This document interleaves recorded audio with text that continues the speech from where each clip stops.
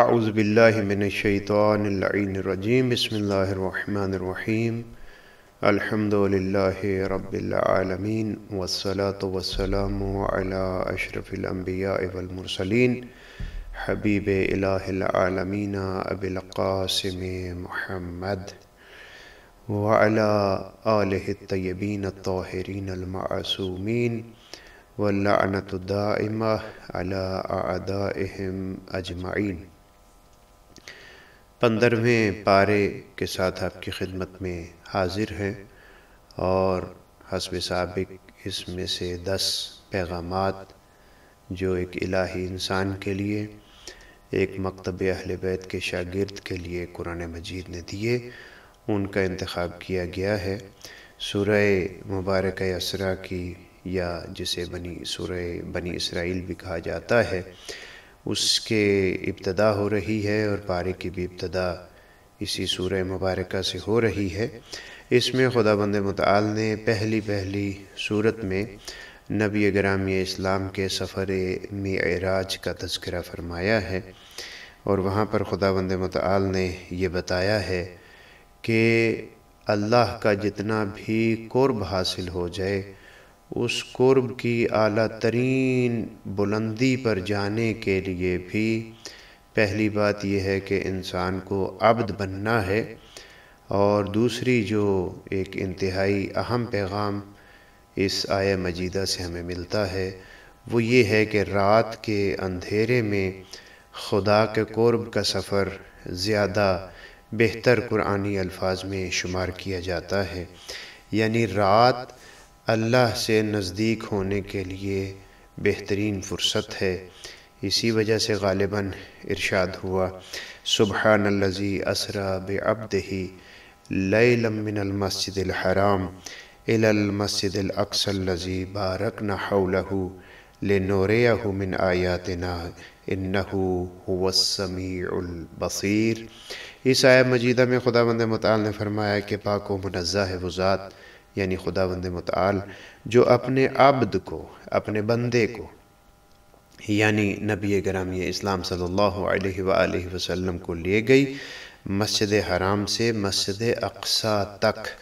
مسجد اقصی وہ دور ترین مقام جہاں تک نبی گرامی اسلام نے سفر کیا اس رات میں، اور بعض اوقات شاید کہہ دیا جاتا ہے کہ مسجد اقصی سے مراد بیت المقدس ہے، حالانکہ ظاہر آیت اس بات کی طرف توجہ دلواتی ہے کہ اس سے یہ مراد نہیں ہے، بلکہ وہ مقام ہے جہاں نبی گرامی اسلام اللہ سے ملاقات کے لیے تشریف لے گئے، اور وہاں مقصد کیا تھا، وہ مقام کیا تھا، الذی بارکنا حولہ، جس کو خداوند متعال نے، جس کے ارد گرد اس علاقے کو، اس حصے کو برکتوں سے مملو کیا ہوا تھا۔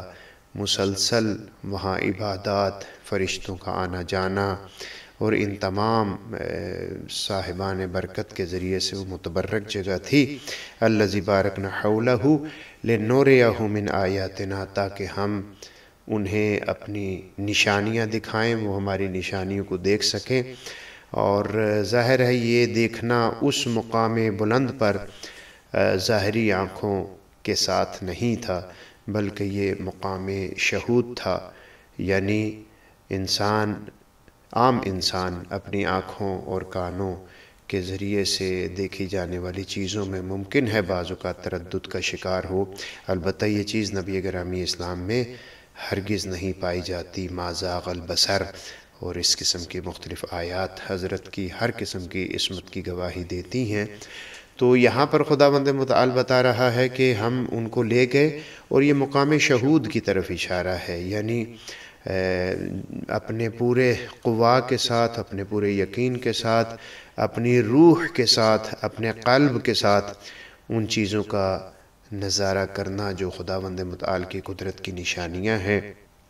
انہ هو السمیع البصیر، وہی ذات سننے والی بھی ہے اور دیکھنے والی بھی ہے۔ تو یہاں پر خداوند متعال نے جو پیغامات دیے ان میں سے 2 پیغام، ایک پیغام یہ کہ رات کے وقت اللہ کے قرب کا سفر تیزی سے طے ہوتا ہے اور وہ بہتر وقت ہے، اور دوسرا یہ کہ انسان جتنا بھی اللہ کی طرف سفر کر لے، قرب الہی حاصل کر لے، اس سب کے باوجود انسان عبد ہی رہتا ہے، البتہ اس کی عبودیت کے مدارج، مناصب یقیناً بڑھتے چلے جاتے ہیں۔ حضرت امام حسن عسکری علیہ السلام سے قول نقل ہوا اسی رات کے حوالے سے، آپ فرماتے ہیں ان الوصول الی اللہ عز وجل سفر، اللہ صاحب عزت و جلال کی طرف سفر کا کرنا، اللہ کا قرب حاصل کرنا، لا یدرک الا بامتطاع اللیل، وہ حاصل نہیں ہو سکتا مگر یہ کہ انسان تاریکی شب رات کے مرکب پر سوار ہو جائے، اس کی سواری رات ہونی چاہیے، رات کے وقت انسان قرب الہی کے زیادہ مدارج کو طے کر سکتا ہے۔ اسی وجہ سے بہت سی عبادات کا تذکرہ بھی رات کے حوالے سے قرآن مجید میں بھی اور ہماری دیگر کتب احادیث میں بھی ذکر ہوا۔ خداوند متعال ہمیں رات کی اس تاریکی سے قرب الہی حاصل کرنے کی توفیق عنایت فرمائے۔ دوسرا پیغام خداوند متعال نے جو ہمیں دیا، جس کو ہم نے منتخب کیا، وہ اسی سورہ مبارکہ کی 26ویں اور 27ویں آیت کا انتخاب کیا گیا، جس میں خداوند متعال نے اسراف سے بچنے، اس سے پرہیز کرنے کا حکم دیا ہے۔ خداوند متعال کو کسی بھی صورت میں اسراف پسند نہیں ہے، انسان بے راہ روی کا شکار ہو جائے، یعنی میانہ روی سے خارج ہو جائے، اسے اسراف کہا جاتا ہے۔ اور خداوند متعال نے یہاں پر فرمایا 26ویں آیت کا آخری حصہ، وَلَا تُبَذِّرْ تَبْذِيرًا، کسی بھی صورت میں اسراف نہ کرو، ان المبذرین کانوا اخوان الشیاطین وکان الشیطان لربہ کفورا، بتحقیق جو لوگ اسراف کرنے والے ہیں وہ شیطانوں کے بھائی ہیں، اور شیطان یقیناً اپنے پروردگار کا ناشکرا بندہ تھا، ناشکرا تھا وہ، اللہ کا شکر وہ ادا نہیں کرتا تھا۔ یہاں پر خداوند متعال نے مسرف یعنی اسراف کرنے والے لوگوں کو شیطان کے بھائی سے تشبیہ دی ہے، اسے شیطانوں کا بھائی قرار دیا ہے۔ یعنی کیا مطلب؟ یعنی اس کا مطلب یہ ہے کہ اگر انسان اپنی الہی استعداد سے بھی نکلتا ہے تو تب بھی وہ اسراف ہوگا۔ صرف مال کا اپنی حیثیت سے بڑھ کے خرچ کرنا اسراف نہیں ہے، بلکہ اپنی زندگی کے ہر حصے میں خداوند متعال نے جو بھی توفیقات دی ہیں، ان توفیقات کا ناجائز فائدہ اٹھانا اسراف کہلائے گا۔ جیسے خداوند متعال نے شیطان کو ایک آبرومندانہ زندگی دی، اسے فہم و شعور دیا بہت سے دیگر مخلوقات کی نسبت سے، اور وہ اس فوق العادہ فہم و شعور کی وجہ سے الہی راستے سے ہٹ گیا، اور غیر الہی راستوں کو اس نے تکبر کی وجہ سے اختیار کیا، اور وہ ان اللہ کی دی گئی نعمتوں میں اسراف کا شکار ہو گیا۔ اسی وجہ سے خداوند متعال نے مسرف کو بھی شیطان کا بھائی قرار دیا، کہ وہ شخص جس کے پاس اللہ نے کوئی نعمت دی ہے، وہ اگر اس نعمت میں میانہ روی اختیار نہیں کرتا، درمیانی راستے کو اختیار نہیں کرتا، تو وہ اسراف کرنے والا ہے۔ انسان کو نعمتیں دی ہیں، وہ کھاتا ہی چلا جاتا ہے۔ فرض کیجئے کھانے کی ایک نعمت موجود ہے تو ظاہر ہے زیادہ کھانے سے وہ بیمار ہو جائے گا۔ اگر دیگر مسائل میں بھی وہ اس طریقے سے خرچ کرتا ہے کہ جن کے ساتھ صلہ رحمی کا تقاضا ہے، جن کا اس نے خدا کی طرف سے حکم کے تحت اس کے ذمہ داری ہے کہ وہ ان کے رزق کا اہتمام کرے، ان کی بجائے دوسروں کے لیے وہ اپنے مال کو، متاع کو خرچ کرتا ہے، تو وہ بھی اسراف کہلائے گا۔ یعنی خداوند متعال نے جو میانہ روی کا حکم دیا ہے، اس سے ہر اعتبار سے خارج ہونا، علمی اعتبار سے ہو، عملی اعتبار سے ہو، وہ اسراف کہلائے گا، اور اسراف کرنے والا قرآن کی نگاہ میں شیطان کا بھائی ہے۔ تیسرا پیغام جس کا انتخاب کیا گیا وہ اسی سورہ مبارکہ اسراء یا سورہ مبارکہ بنی اسرائیل کی 28ویں اور 29ویں آیت کا انتخاب کیا گیا، جس میں خداوند متعال نے حضرت انسان کو یہ حکم دیا ہے کہ اگر تمہارے پاس کوئی ضرورت مند آ جاتا ہے اور تم اس کی ضرورت کو پورا نہیں کر سکتے تو اس کے ساتھ سختی سے پیش نہ آؤ، بلکہ نرمی کے ساتھ اس کے ساتھ پیش آؤ۔ ارشاد ہوا وَإِمَّا تُعْرِضَنَّ عَنْهُمُ ابْتِغَاءَ رَحْمَةٍ مِّن رَبِّكَ تَرْجُوهَا فَقُل لَّهُمْ قَوْلًا مَّيْسُورًا، اور اگر تم اپنے پروردگار کی رحمت کی تلاش میں ہو اور جس کی تمہیں امید بھی ہے تو ان لوگوں کی طرف توجہ نہ کر سکو اس امید کی وجہ سے تو ان سے نرمی کے ساتھ بات کرو۔ یعنی انسان کو پتہ ہے کہ اسے ایک چیز مستقبل میں ملنے والی ہے یا اسے ایک ثمرہ ملنے والا ہے، ایک مال فرض کیجئے اس کے پاس آنے والا ہے، اور وہ اس مال کی امید میں مانگنے والے کے ساتھ سختی کے ساتھ پیش آئے تو قرآن مجید نے اسے ایسا کرنے سے روکا ہے۔ یعنی خلاصہ کلام یہ نکلا کہ اگر آپ کسی ضرورت مند کی مدد نہیں کر سکتے اور آپ کے پاس اس وقت مدد کے امکانات نہیں ہیں، ممکن ہے مستقبل میں آپ مدد کر سکیں، اس موقع پر مدد کے امکانات نہیں ہیں، تو جو شخص مدد مانگنے کے لیے آیا ہے اس کو اچھے طریقے سے نرمی کے ساتھ جو ہے اسے رخصت کیجیے۔ اس کی توہین کی اجازت قرآن مجید کی زندگی رہنما اصولوں میں قطعاً موجود نہیں ہے۔ اور اسی طریقے سے اگلی آیت میں ارشاد ہوا کہ انفاق میں بھی میانہ روی ہونی چاہیے۔ جیسے میں نے پہلے عرض کیا کہ میانہ روی سے خارج ہونا اسراف کہلائے گا، تو یہاں پر ارشاد ہوا کہ انفاق میں بھی میانہ روی سے کام لو۔ ارشاد ہوا اگلی آیت میں 29ویں آیت میں وَلَا تَجْعَلْ يَدَكَ مَغْلُولَةً إِلَىٰ عُنُقِكَ وَلَا تَبْسُطْهَا كُلَّ الْبَسْطِ فَتَقْعُدْ مَلُومًا مَحْسُورًا، اور ایسا نہ ہو کہ تم اپنے ہاتھوں کو باندھ لو گردن کے ساتھ۔ یعنی یہ بڑی خوبصورت تشبیہ دی قرآن مجید نے، اور اس آیت میں واضح طور پر کہا کہ فضول خرچی کی وجہ سے اپنے آپ کو مجبور کر دینا یا بخل کی وجہ سے اپنے ہاتھوں کو باندھ لینا۔ بخیل ہو گئے ہو، ہاتھ سخی نہیں ہے، اس کو باندھ لیا ہے، اور نہ اپنے ہاتھوں کو اپنی گردن سے باندھ کر رکھو یعنی بخیل بن جاؤ، اور نہ ہی انہیں ایسے کھلا چھوڑ دو کہ تمہارے پاس کچھ بھی نہ رہے اور سب کا سب تم خرچ کر دو۔ خداوند متعال کو نہ بخیل شخص پسند ہے اور نہ ہی وہ سخاوت پسند ہے جس کی وجہ سے انسان خود محتاج ہو جائے، ایسی سخاوت بھی پسند نہیں ہے۔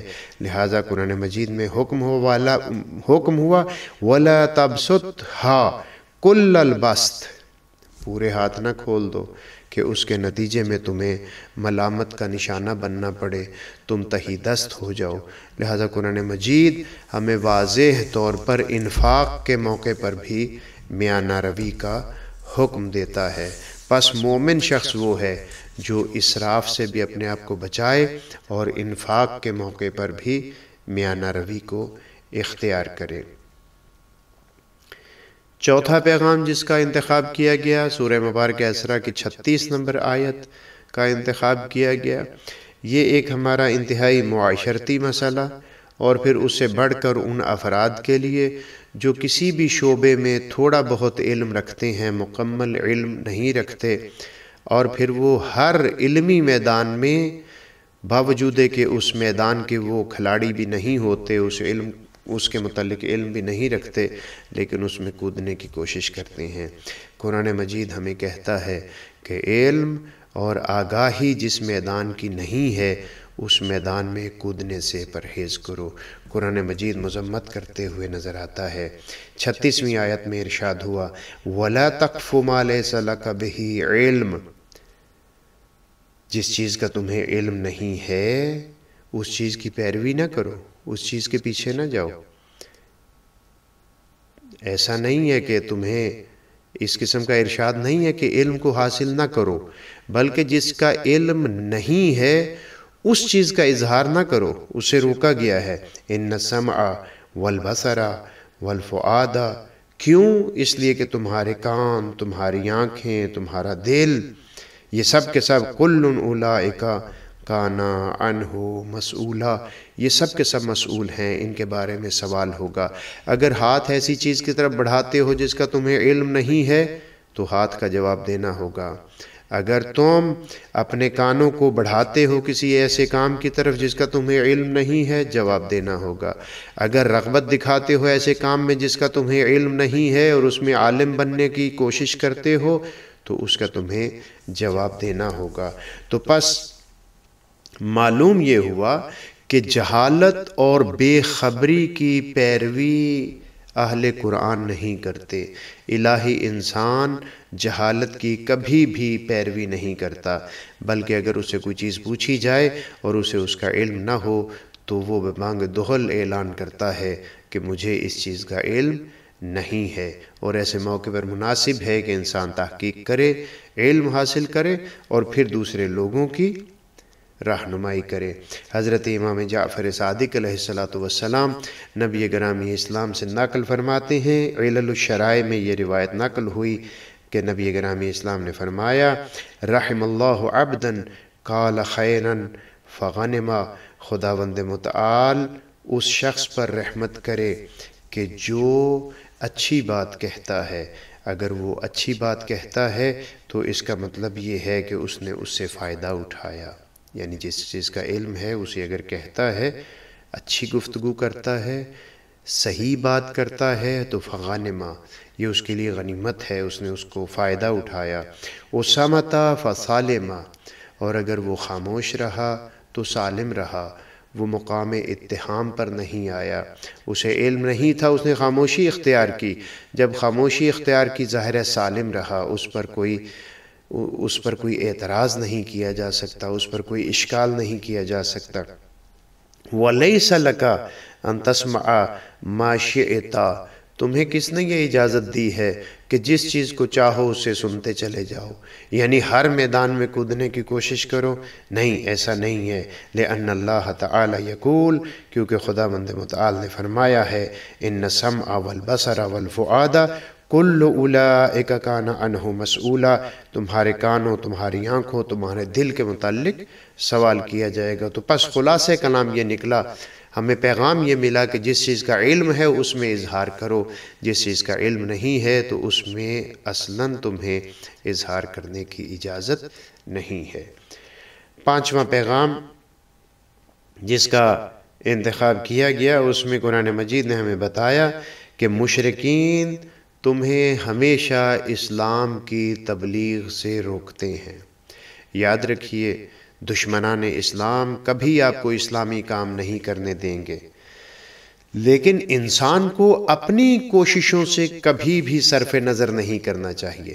آپ معاشرے میں دیکھیے کہ آپ دیکھتے ہیں کہ کبھی مسلمانوں پر پردہ کرنے کی پابندی، کسی زمانے میں داڑھی رکھنے کی پابندی، کسی زمانے میں اسلامی لباس پہننے کی پابندی، یعنی مشرکین ہر موقع پر مسلمانوں کو اذیت پہنچانے کی کوشش کرتے ہیں۔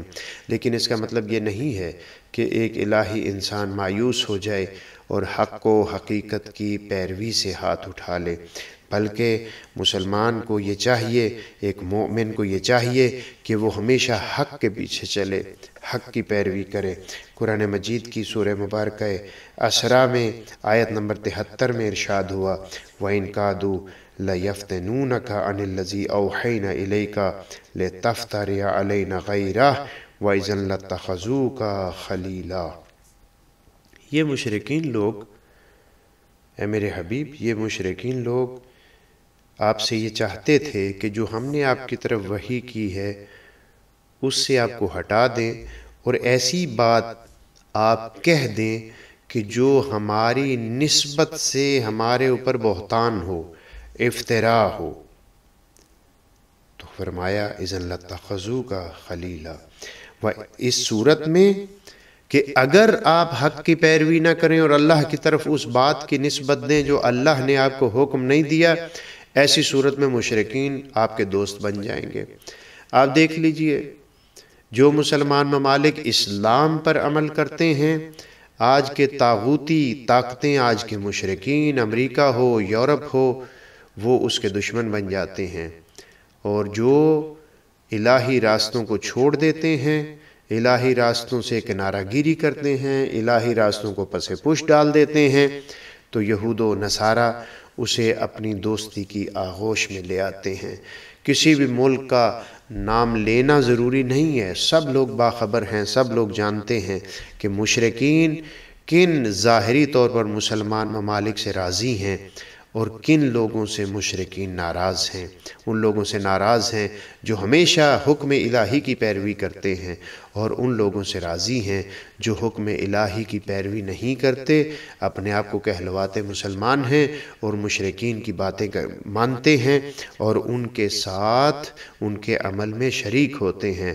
آپ جانتے ہیں نبی گرامی اسلام کو جب مشرکین نے بہت سی آفریں کی، بہت سی چیزوں کا کہا، تو نبی گرامی اسلام نے فرمایا لو وضع الشمس فی یمینی والقمر فی یساری ما اردتہ، اگر میرے دائیں ہاتھ پر سورج رکھ دیا جائے، بائیں ہاتھ پر چاند رکھ دیا جائے، تو میں پھر بھی اس ارادے الہی سے کبھی بھی پیچھے نہیں ہٹوں گا۔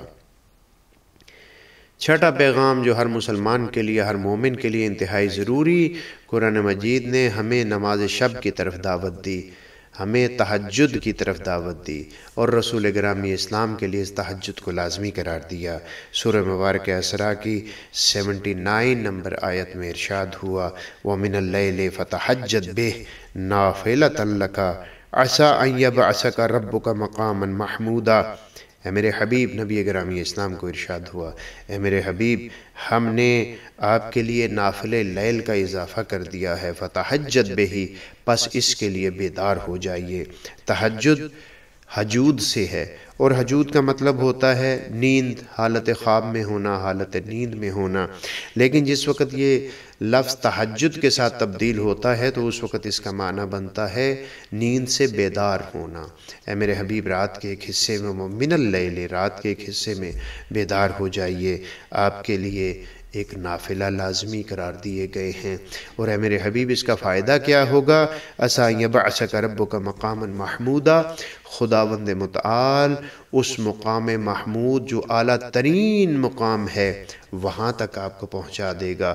تو پس یہ ہمارے لیے بھی حکم ہوا، البتہ وجوب کی صورت میں نہیں بلکہ استحباب کی صورت میں، کہ اگر تم بلند ترین مقاموں کی طرف جانا چاہتے ہو تو رات کا کچھ حصہ اپنے پروردگار کے لیے مختص کر دو۔ پس جو لوگ نماز شب پڑھتے ہیں ان کی زندگی عام لوگوں سے بہت بہتر ہوتی ہے۔ حضرت امام صادق علیہ السلام فرماتے ہیں ثلاث ہن فخر المؤمن، مومن کے لیے فخر کرنے کے لیے 3 چیزیں کافی ہیں، 3 چیزیں ہیں جس پر مومن فخر کر سکتا ہے۔ وَزِينَتُهُ فِي الدُّنْيَا وَالْآخِرَةِ، اور یہی 3 چیزیں دنیا میں بھی اس کے لیے باعث زینت ہیں اور آخرت میں بھی اس کے لیے باعث زینت ہیں۔ الصلاۃ فی آخر اللیل، رات کے آخری حصے میں نماز کا پڑھنا، یعنی نماز شب کا پڑھنا، تہجد کا پڑھنا۔ وَيَعْسُهُ مِمَّا فِي أَيْدِ النَّاسِ، لوگوں کے ہاتھ میں جو ظاہری طور پر نعمتیں موجود ہیں ان کی طرف متوجہ نہ ہونا۔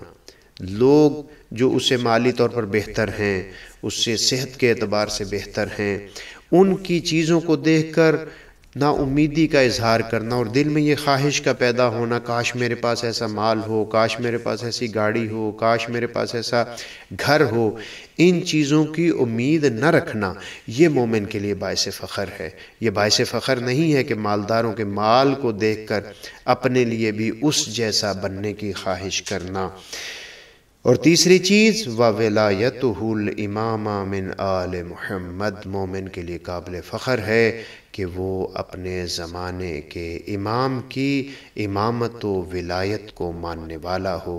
تو پس نماز شب، دوسروں کے مال دنیا سے بالکل امید نہ رکھنا اور زمانے کے امام کی پیروی کرنا، یہ مومن کی ایسی خوبیاں ہیں، ایسی نعمتیں ہیں کہ مومن ان نعمات الہی پر فخر کر سکتا ہے۔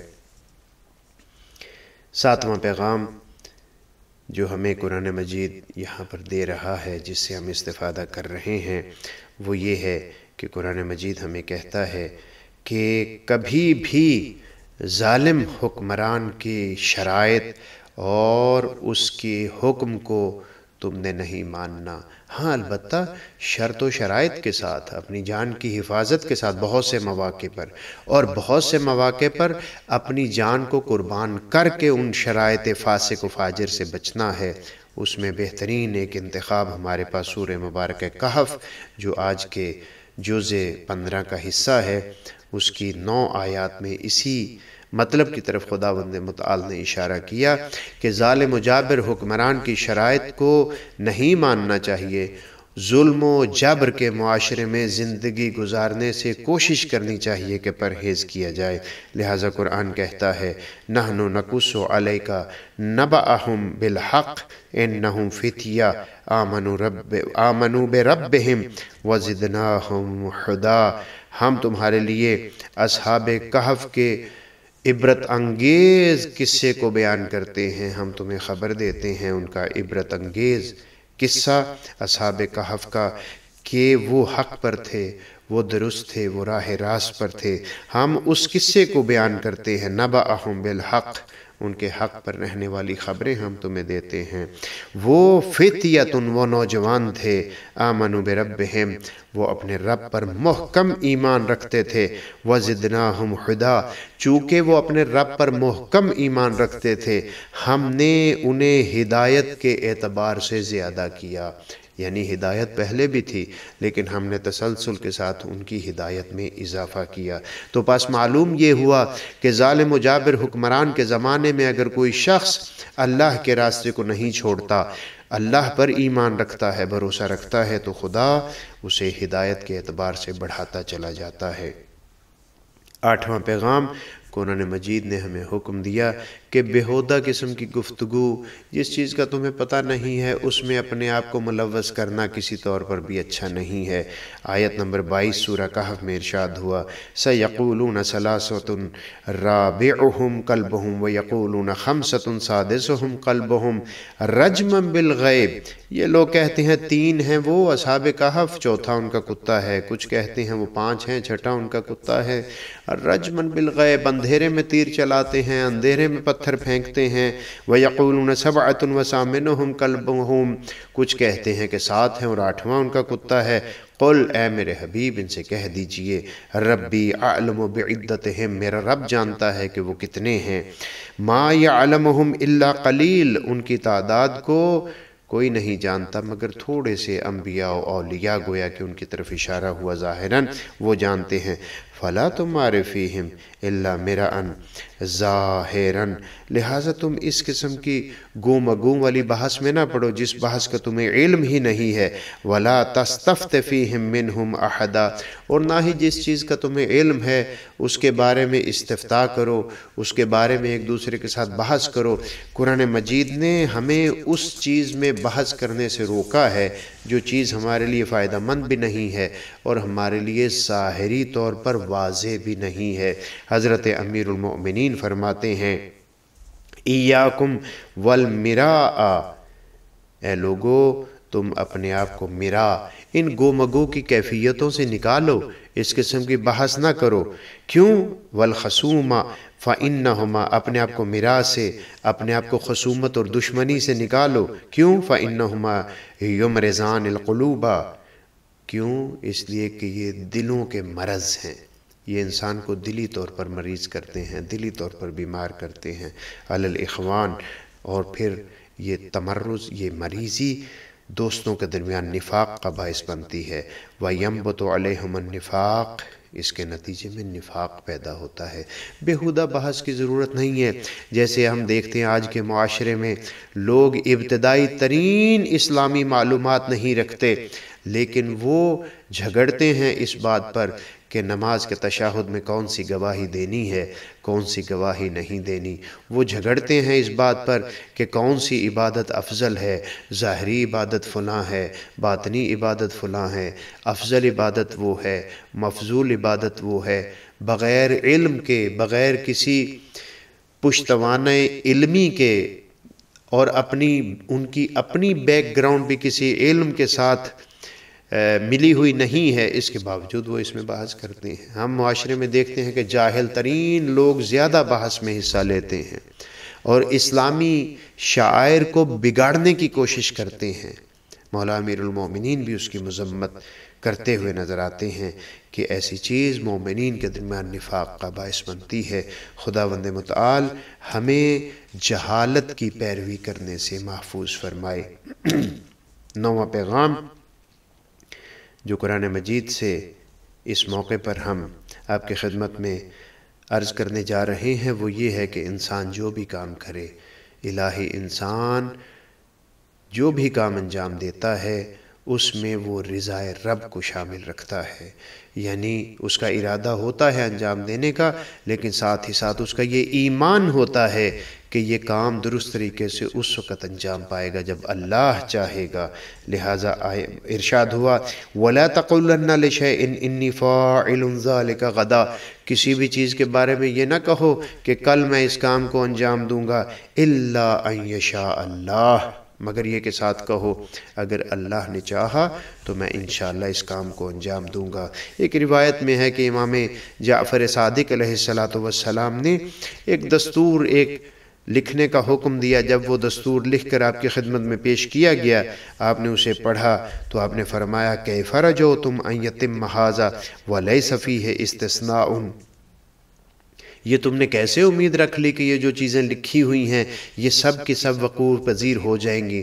تم اس میں استثناء لکھو، یعنی اس میں یہ لکھو کہ اگر اللہ نے چاہا تو ہم یہ کریں گے، اللہ نے چاہا تو ہم یہ کریں گے، اللہ نے چاہا تو ہم یہ کریں گے۔ تو آپ نے فرمایا انظروا کل موضع لا یکون فیہ استثناء، دیکھو اس عبارت میں جہاں جہاں پر بھی استثناء کی گنجائش موجود ہے اس جگہ پر انشاءاللہ کا اضافہ کرو، فاستثنوا فیہ، اس میں استثناء کرو، انشاءاللہ لکھو وہاں پر۔ تو پس معلوم یہ ہوا کہ ایک مومن کے لیے خود سے ارادہ کرنا ایک بدیہی بات ہے، کام کو اسی نے انجام دینا ہے، اسی نے کام کو شروع کرنا ہے، اسی نے آخر تک پہنچانا ہے، لیکن شروع کرنے اور آخر تک پہنچانے میں اس کا تکیہ مکمل طور پر توفیقات خداوند متعال پر ہونا چاہیے۔ تو پس معلوم یہ ہوا کہ ایک الہی انسان جو کام بھی انجام دیتا ہے اس میں وہ یہ نیت کرتا ہے کہ یہ کام میں اللہ کی توفیق سے ہی انجام دوں گا، اللہ چاہے گا تو اس کام کو میں مکمل کر پاؤں گا۔ 10واں پیغام، انسان کو ہمیشہ باقیات الصالحات کے پیچھے رہنا چاہیے، یعنی انسان کو یہ کوشش کرنا ہے اور یہ کوشش لازم ہے کہ وہ ایسے اعمال کو انجام دے جو ہمیشہ رہنے والے ہوں، چاہے وہ مال کی صورت میں ہو، چاہے وہ اولاد کی صورت میں ہو۔ سورہ مبارکہ کہف کی 46ویں نمبر میں ارشاد ہوا المال والبنون زینت الحیات الدنیا، مال اور اولاد دنیا کی زینت ہے۔ انسان ممکن ہے اپنی کسی مسند پر اپنے بیٹے کو بٹھا دے، انسان ممکن ہے ایک قومی مسند اس کے پاس موجود ہے، اس مسند پر اپنے بیٹے کو بٹھا دے، اہل ہو یا نہ ہو اسے وہاں پر بٹھا دے تاکہ اسے دنیا داری حاصل رہے، اسے منصب حاصل رہے، چاہے وہ کسی ادارے میں ہو، کسی مقام پر ہو، کسی مسجد میں ہو، کسی امام بارگاہ میں ہو۔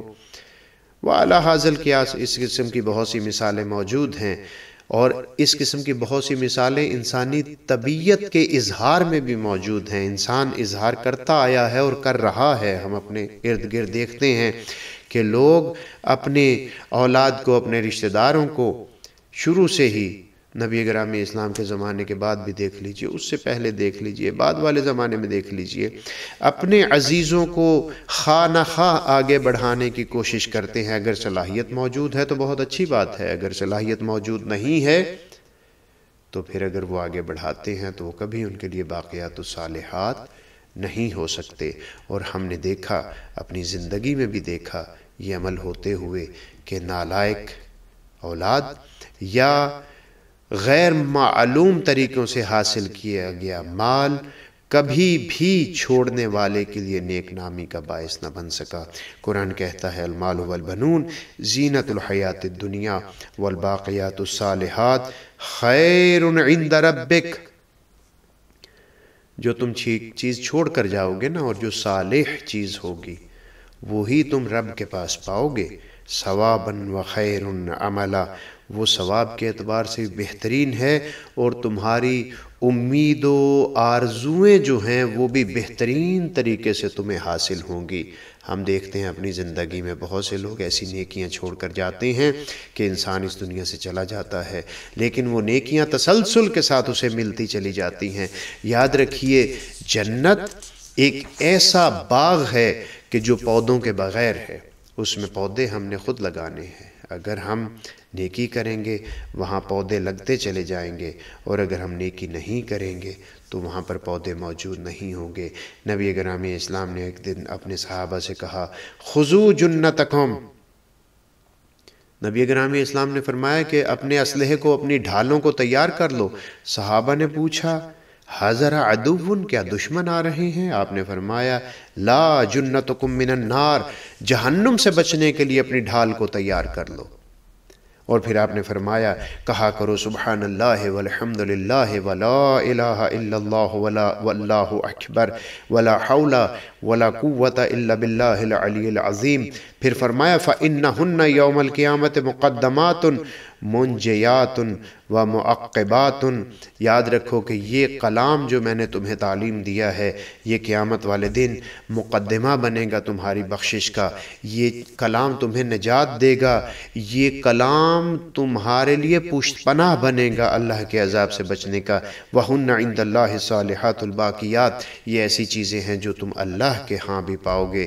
اسی لیے قرآن مجید میں آپ دیکھتے ہیں کہ جب اولاد کی خواہش کی جاتی ہے تو صالح اولاد کی خواہش قرآن مجید نے ہمیں تعلیم دی تاکہ وہ باقیات الصالحات میں سے ہو سکے۔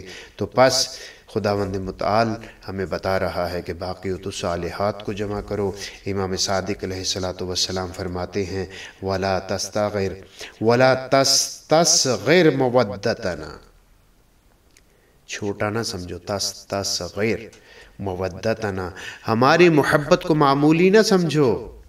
فَإِنَّهَا مِنَ الْبَاقِيَاتِ الصَّالِحَاتِ، ہماری محبت ہی تو باقیات الصالحات میں سے ہے۔ تو پس باقیات الصالحات کا اعلیٰ ترین مرتبہ مودت اہل بیت علیہم السلام ہے، اور اسی مودت میں جو کام انجام دیے جائیں گے وہ یقیناً انسان کے لیے باعث نجات ہوں گے۔ خداوند متعال ہمیں قرآن مجید کے حقیقی پیروکار بننے کی توفیق عنایت فرمائے۔ والسلام علیکم ورحمۃ اللہ وبرکاتہ۔